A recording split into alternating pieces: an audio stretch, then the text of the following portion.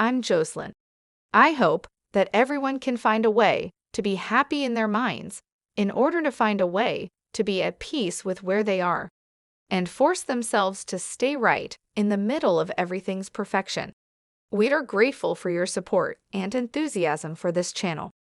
Making the time for your precious self to eliminate the people in your life and the things that you do just for a short period of time when you wake up in the morning or before you go to bed at night, and you say, okay, what is the greatest ideal of myself that I want to be today? But listen, I'm not going to get up until I am this person. And you begin to wrestle with your limitations and overcome them. You know, there's so much talk in the United States about self-love. You know, people think self-love is getting a manicure or buying a sports car. That's not self-love. That's pleasure. Self-love is when you're sitting with yourself and you are working on overcoming your hardwired thoughts or beliefs or your emotional propensities that are connected to your past, and you are really working to overcome them. And right on the other side of your pain is freedom.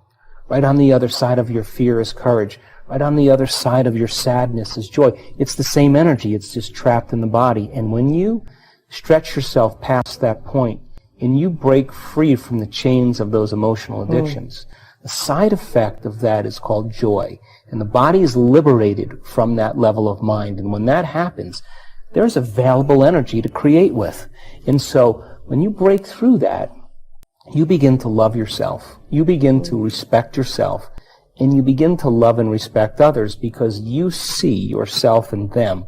And now that you're free from it, you can understand them with compassion without knee-jerking in the same way. So the difficulty here is really making the time to do it. And if you began to think about a new way of being and you moved into a state where you said, I'm not going to get up until I am this person, and not only did you memorize it neurologically in your brain, but you allowed the thoughts that you were thinking to become the experience to the point that your body as the unconscious mind began to live in that future reality in the present moment.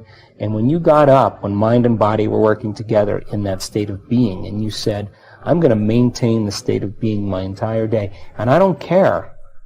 Bring on the challenges because I want to test my greatness. And you did that the entire day. The end of your day, when you finished your day, more than likely you'd have more energy than when you started. The literal translation of the word meditation in Tibetan means to become familiar with. The symbol means to become familiar with.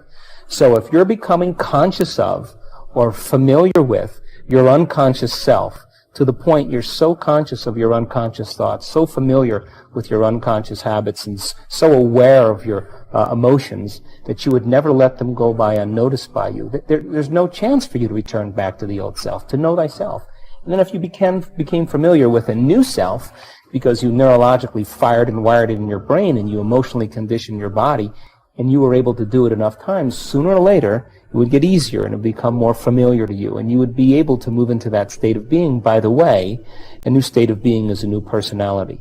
And a new personality is a new personal reality. One of the things about substances is that it actually helps to change chemistry in the brain and body. So there becomes a chemical dependence on it at that point. But the person who wants to change has to want to change. That's the first element. In other words, no one can make you change, but you have to find it in you to really see if this is what you want to do. And I've studied people over the last 12 years. Why is it that one person, an old-timer, can look at his x-rays and see a spot on his lungs, and the doctor will say to him, hey, George, that's a spot on your lungs. It's nothing now, but if you keep smoking, it will be. And that guy just takes his cigarettes, throws them in the trash, and he's done the next day. How do you explain that? He made the decision, and the decision was an experience, and it began to rewrite his chemistry and his biology.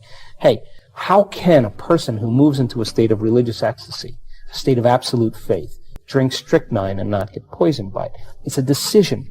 The person may want to think positively, but they've been feeling negatively and oiling those programs for the last 25 years. They may want a new life with new conditions, and as they use their conscious mind to focus on that, their subconscious mind, they've been programmed to feel guilty. That's mind and body in opposition. We have to begin to recondition the body to a new mind. So change isn't hard. It's just that you got to get the manual to understand how to begin to unlearn and relearn, to break the habit of the old self and reinvent a new self. You know, Newtonian physics is about cause and effect. You know, you and I wait for most people, they wait for a reason to feel joyful. They wait for a reason to feel gratitude. And when the event happens, then they give thanks. That's cause and effect. The quantum model of reality really says something different. The quantum model of reality says you have to change your mind and body, thoughts and feelings ahead of the actual event, so your brain and body are physically changed to look like it's already happened. So, if you begin to give thanks ahead of the experience, and your body, by the way, is the unconscious mind.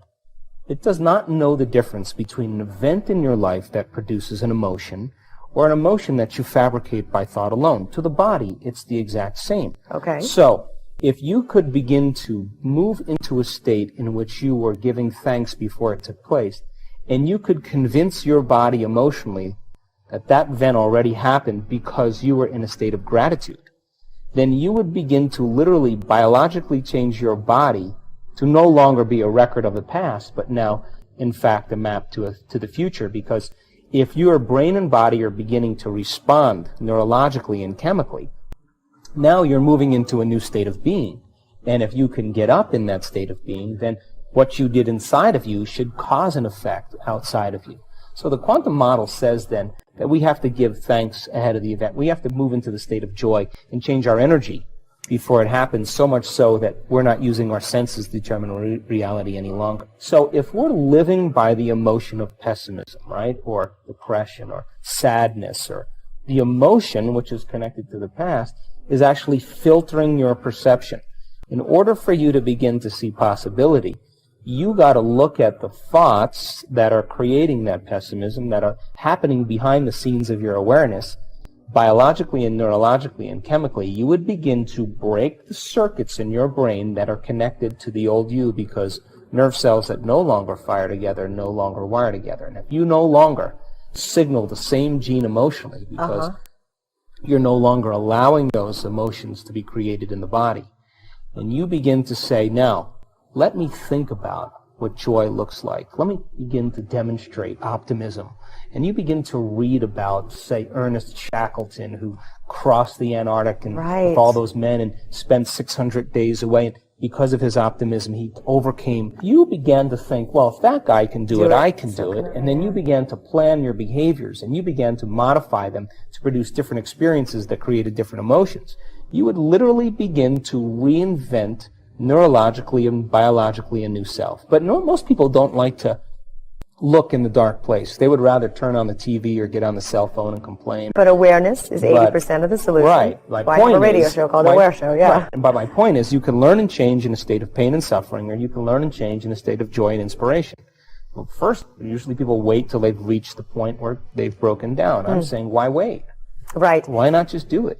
Most people, as I said earlier, are trying to create some type of change in their personal reality, but they're still the same personality. We have to become somebody else. So, if you were to sit down and you began to think about a new way of being, a new thought that would connect to a new emotion, that could drive you to plan a new behavior, and you reviewed that enough times, there's a good possibility that you would change your brain neurologically, and you would emotionally signal your body chemically to signal new genes to look like your brain and body already had the experience. The biological and neuroscientific model says it's possible.